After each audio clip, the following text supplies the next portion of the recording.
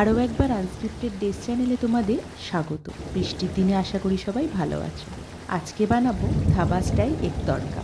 খুব simple and tasty recipe. বৃষ্টির দিনে কিন্তু রুটির সাথে জমে যাবে। চলো কী লাগছে চটপট বলে দিই। তড়কার ডাল, একটু ছোলার ডাল মিক্স করেছি, ওটা অপশানাল। ডিম, পেঁয়াজ কুচি, আদা কুচি, রসুন কুচি, কাঁচা লঙ্কা কুচি, টমেটো কুচি।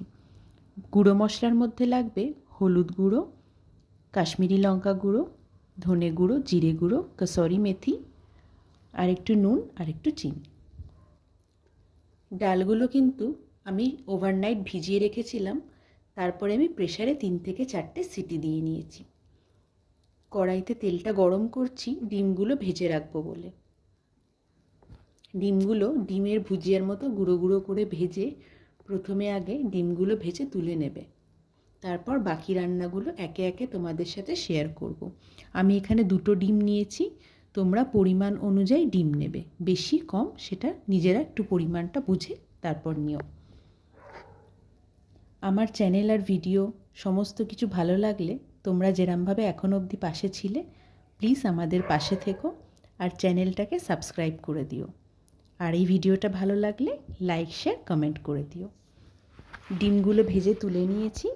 এবার আবার সেম কড়াইতে তেল দিয়ে একটুখানি গোটা জিরে দেবো। জিরেটা আমি মশলায় দেখাতে ভুলে গেছিলাম, তাই জন্য এখানে একবার মেনশন করে দিলাম। বাকি যে লঙ্কা কুচি, টমেটো, আদা কুচি, রসুন যা যা ছিল তেলের মধ্যে দিয়ে দেবো, আর পেঁয়াজ কুচিটাও কিন্তু দিয়ে দেবো। একসাথে সব কিছু ভালো করে হালকা করে একটু নাড়িয়ে চাড়িয়ে ভেজে নিতে হবে। মোটামুটি ভেজে নেওয়া হয়ে গেলে গুঁড়ো মশলাগুলো যেগুলো রেখেছিলাম ওগুলো সব একসাথে দিয়ে দেবে। কসুরি মেথিটা কিন্তু অনেকেই লাস্টে দেয়, কিন্তু তোমরা ধাবা স্টাইলে এগ তড়কা যখনই বাড়িতে বানাবে, নর্মাল তড়কা বানাও, এমনি এগ ছাড়া বানাও, অবশ্যই কিন্তু কসুরি মেথিটা আগে দেবে। তাতে কিন্তু রান্নার টেস্টটা অনেক বেশি ভালো হয়। একবার করে দেখো, খুব ভালো লাগবে।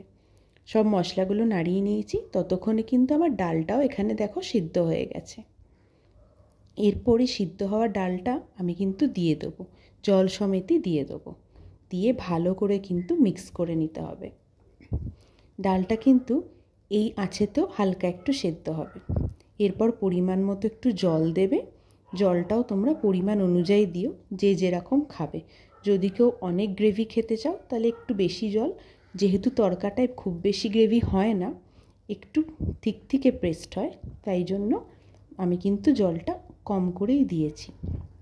এরপর তোমরা একটু ঢাকা দিয়ে 5-10 মিনিট রেখে দিও লো ফ্লেমে। বেশি হাই ফ্লেম করো না, জ্বলে যেতে পারে। হালকা একটু ফুটে উঠলে আমরা কিন্তু এবার ডিমগুলো দিয়ে দেবো, যেগুলো আমরা ভেজে রেখেছিলাম।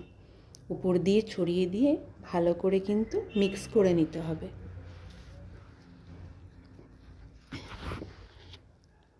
এগুলো তোমরা রুটি বা রুমালি রুটি, মানে হাত রুটি, রুমালি রুটি, তন্দুরি রুটি, এই তড়কাটা যে কোনো কিছুর সাথেই কিন্তু খেতে পারো।